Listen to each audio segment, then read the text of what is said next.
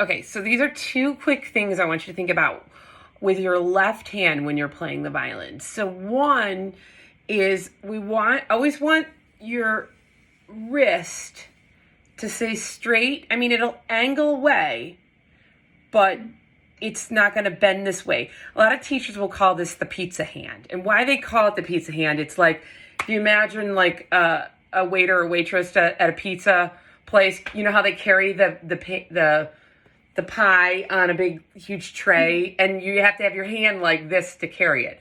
Well, so we don't really want the pizza hand when you're playing the violin. You kind of want this instead.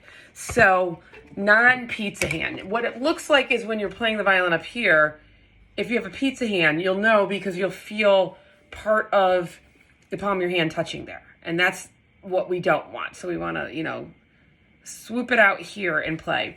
Now, the other thing is when you have it like this, we want to have a little space right in here.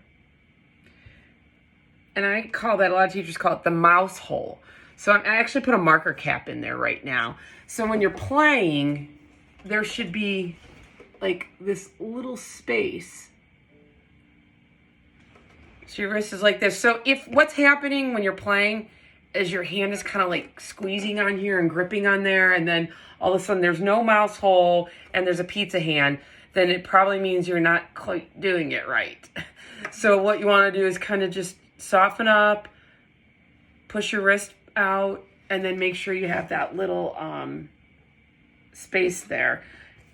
Like I said, I don't necessarily know that you have to put anything in there.